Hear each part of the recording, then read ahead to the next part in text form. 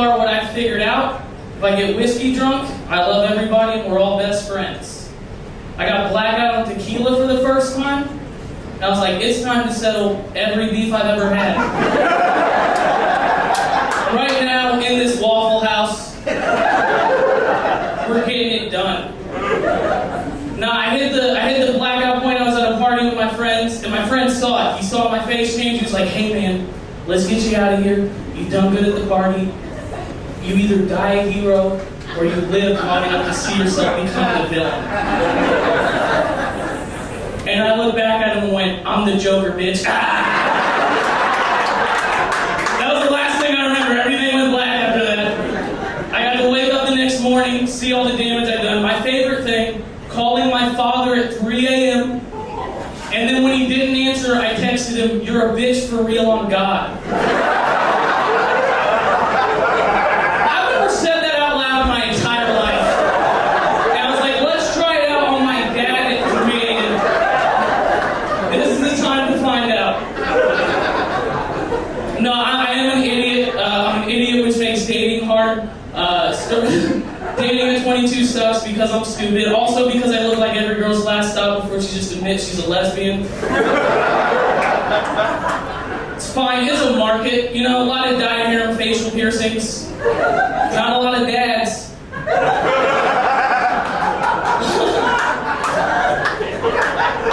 No, I'm really stupid. I mess it up all the time. One time I was sexting a girl, and I asked, are you damp? That's never the thing you want to say. I'll tell you that. One time I had a girl invite me back to her bedroom. This girl's sending me like every signal in the book. Like she's in my lap, my hands are on her butt, and all I could think was like, if only this girl wanted to have sex right now. That would be insane. She started play wrestling with me, and I went to pick her up and almost dropped her and said, sorry, your top half was heavier than I expected. Yeah, I didn't know you could call a girl fat and her boobs small in the same sentence. Turns out I'm a bit of a wordsmith. No, it's insane just how many red flags you're willing to ignore when you're horny. Like, it's wild. I was going out with a girl, she told me, she goes, I don't have any social media, and I have no female friends. And I was like, cool, so you're like not like other girls. And then that same girl, we're back at her place, she's telling me a story. I don't remember the story, I just remember the end. She goes, yeah, sometimes I do bad things and I just don't feel bad about it. And I just looked back at her and I was like, you're so hot, dude. Thanks for letting me be here, this is awesome.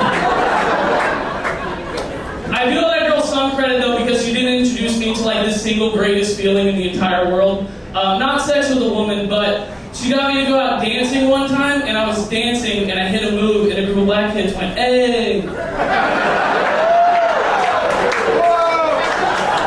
And I've just been kind of chasing that feeling ever since. Kind of my whole thing. Let's see, what are we going to talk about? I hate the dentist. I'll bring that up. Hate the dentist. I hate the dentist since when I was growing up. I was a little kid. Went in, cleaned my teeth, and then after he cleaned my teeth, he did that thing where he shows you the napkin with all the stuff he cleaned out of your teeth, and there was a bug on it. And I was like, hey man, what the fuck is that? And then he goes, that is a sugar bug. And I was like, okay, what are those? And he was like, well, whenever you get cavities, these bugs crawl in the holes in your teeth, and they live there. And I was like, cool, how do I get rid of those? And he was like, well, you gotta stop eating candy. And so now I'm having a fucking crisis trying to figure out how I'm gonna live with these bugs in my head. Because I'm not gonna stop eating candy. And then I just believed this for a really long time. Like all through growing up, I wouldn't use mouthwash because I don't want to drown. I'm not a monster. I got all the way up until the age where I'm like kissing girls and stuff. And I was like nervous because what if they crawl out? While we're kidding, and then she could have them, they could cross-populate. That could be dangerous. I've seen Jurassic Park. So this all culminated whenever I went to the grown-up dentist for the first time. Didn't even bring my dad. And I walk in, and he gets done cleaning my teeth, And he's like, all clear. I'm like, all clear? He's like, yeah. I'm like, no cavities. No cavities. No sugar bugs? And then he goes, what are those? And I was like, well, first of all, you're a dentist, you should know. But you know the bugs that live in the holes in your teeth when you get a cavity. I said that to another grown man. I was looking him right in the eyes whenever I said it. And then he had to look back at me and go, those don't exist. And I was like, cool, fuck this whole place. I'm never coming back here. Fuck that. Also, the part that really bothers me, where the fuck did my dentist get that bug from? Because I'm pretty sure it didn't come. Do you think he had it on deck? Like, I'm gonna ruin some fat kid stay today. He'll never touch candy again. No, I hated the dentist growing up. Not as much. My biggest fear growing up, though, was the dark. I was super afraid of the dark growing up.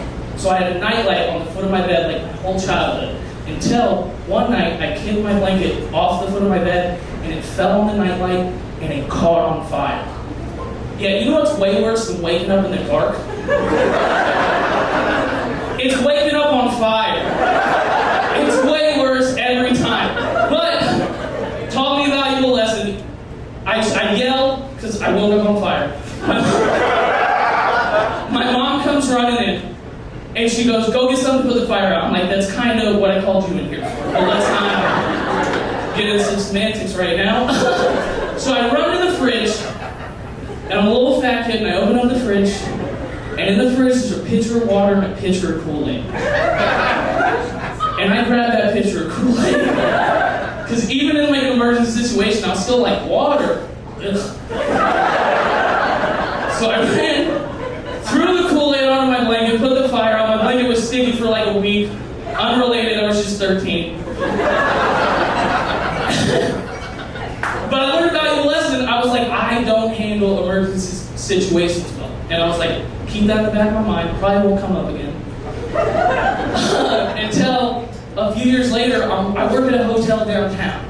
And they were like, hey, you want to get time and a half? You can work the overnight on Christmas Eve. And I was like, hell yeah. Take an edible, watch Home Alone, cry. Pretty normal Christmas. And it was until about 6:15 in the morning, I hear a noise in the lobby, and I walk out, there's like a really scared police officer. And he tells me I need to evacuate the building for a public safety concern. Yeah, if I could make a list of things you don't want to hear when you're high at work, it would be like, why are your eyes so red? Public safety concern. Real close. 1 and 2 right there. So I freak out, I call my boss. He answers and asks me the most insane question, which is, are you sure it was a real police officer? Which normally I would have been like, yeah, but I was high. So I was like, probably. I don't know, you had a gun and a badge. Can you buy that on eBay? I don't know how this works. So start evacuating the building, and I just feel bad for the people in the hotel. Because they're all coming down and asking me questions, and I'm just like, I don't know, man, that's grown up. I work at the front desk, I can touch you a key card, I don't know what to do with a public safety concern. Like, sir, let's just say, like, you're out of town, city you don't know, right? You're staying at a hotel. They tell you need to evacuate a building for a public safety concern. You're like, who's gonna guide me and my family to safety? And then someone pulls you aside and goes, you see that fat kid that smells like weed? He'll save your family. No, I won't. I will not. But we did end up, I started evacuating the building. I'm standing out on the street at 6:30, and then a fucking bomb goes off. Yeah. You know what's way worse than waking up on fire? Thank you guys